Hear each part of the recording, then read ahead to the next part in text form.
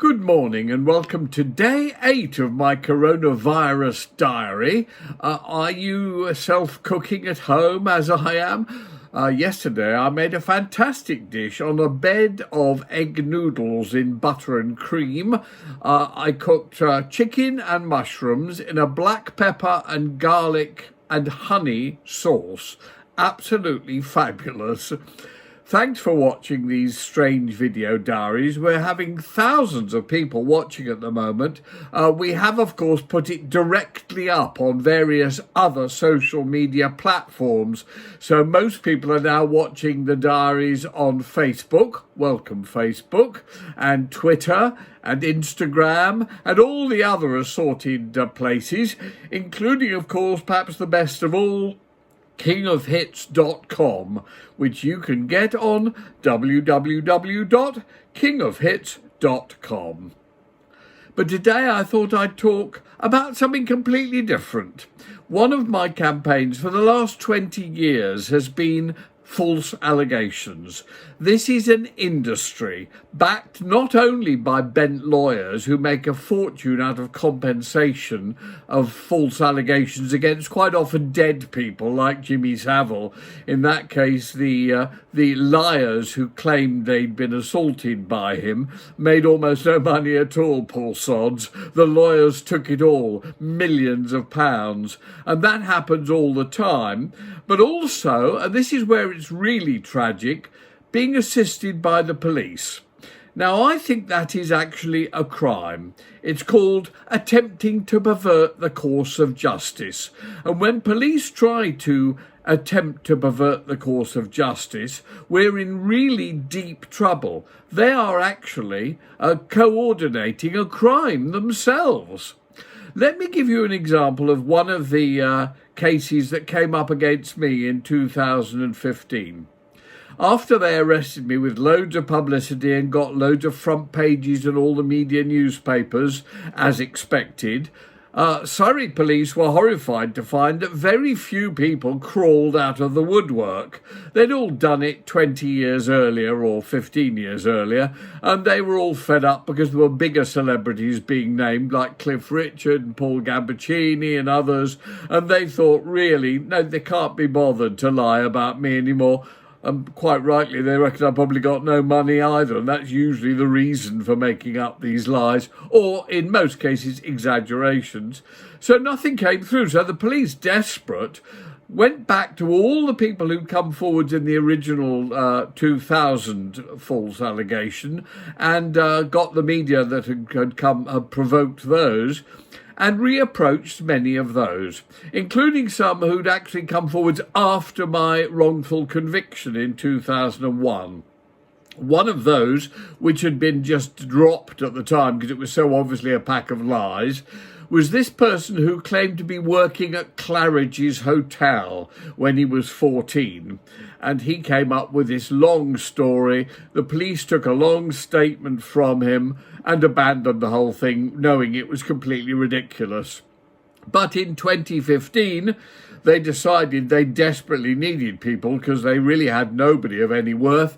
So they persuaded him to make up his story again, even better, and put it forward once more. In fact, the police officer who persuaded him said that his response was, "OK, I'll give it a shot." And it took her some time to persuade her to do it all again.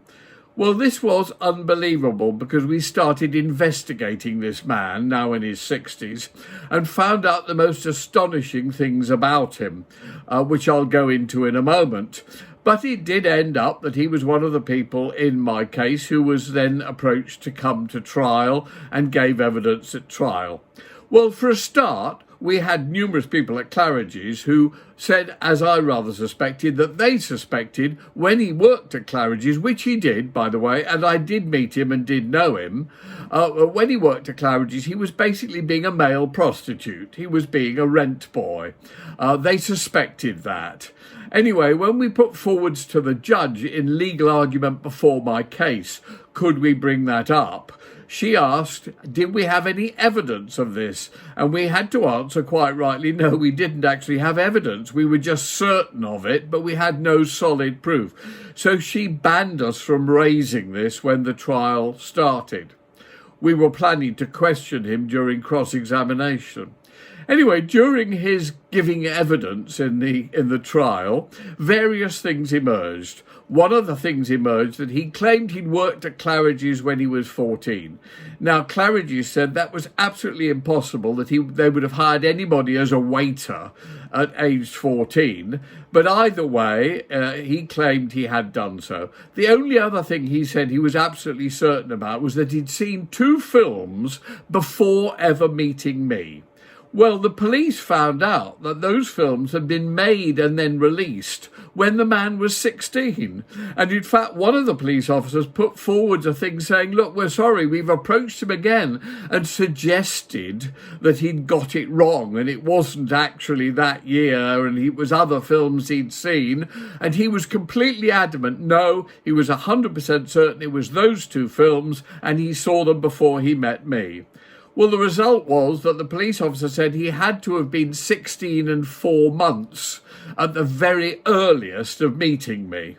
Anyway, all this came out and the police still proceeded and still said he was 14, and the ghastly prosecution barrister, a dreadful woman called Rosina Cottage, put it all out. And of course the media loved the story and covered it at length about the Claridge's waiter. All rubbish, all complete bollocks. Anyway, so there we went to court and he stood up and at one point my QC was saying to him, all this was done for money, wasn't it? And he lost his temper. And he said, no, I've always had money. I'm not short of money. None of this is being done for money. When I was at Claridge's, I made £500 a week. I was making £500 a week when I was at Claridge's. Those were his exact words. Well, this was in the 1970s. £500 a week is now worth about £2,000 a week. For a junior waiter, you have to say that is very dodgy. And one of the members of the jury looked at me and raised the eyebrows. And I even saw the judge flinch at this, because this was clear evidence from his own mouth. If he was earning, as a 14-year-old, as he claimed, £2,000 a week at Claridge's, that's £100,000 a year. Oh yeah, what was he doing to earn that money?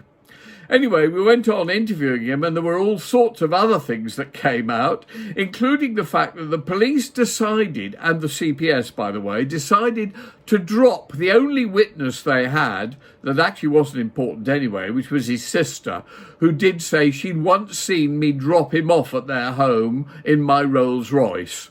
And that was evidence that I knew him. Well, I admitted I knew him. I'd met him.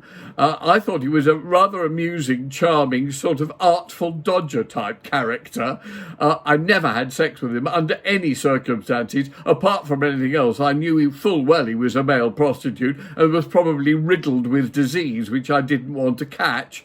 But even so, he was highly amusing, had a huge amount of charm and sparkle when I knew him, and he was 16 or 17 at that point. So really we didn't need the sister to say she'd once seen my car drop him off at the house. But the reason that actually they dropped her as a witness is that they discovered she had accused him some years ago of raping her when she was 10 and he was 20 numerous times. Well, the prosecution realised that the moment that came out in court, the jury was going to think this was a very unreliable man, so they dropped her as a witness. I was urging my QC to call her as a witness and to actually grill her about this, because I reckon the jury need to know this. Anyway, we never needed to in the end. I was found not guilty on 3 charges. The whole thing was thrown out, and that was the end of it. But these are the people the police work with, provoke, assist in making claims, and I think the police are involved in attempting to pervert the course of justice in numerous cases of false allegations of sex abuse.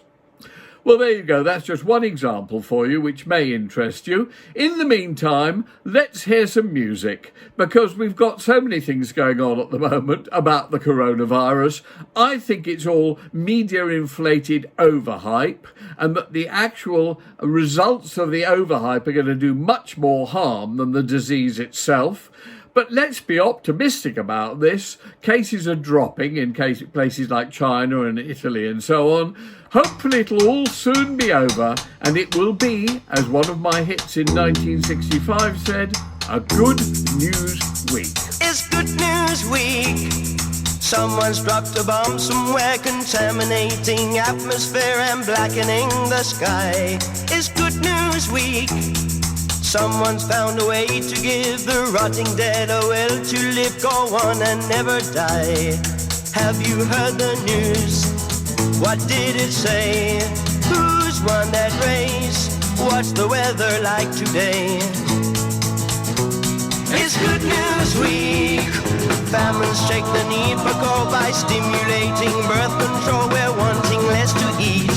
It's good news week. Doctors finding many ways of wrapping brains in metal trays to keep us from the heat.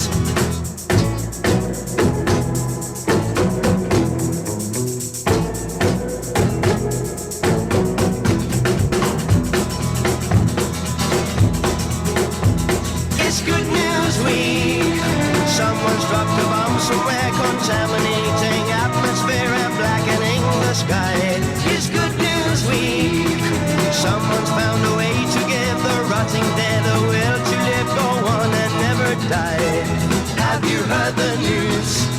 What did it say? Who's won that race? What's the weather like today? What's the weather like today? It's good news week. Families check the need for coal by stimulating birth control. We're wanting less to eat. It's good news week. Doctors finding many ways of wrapping brains in metal trays to keep us from the heat. To keep us from the heat.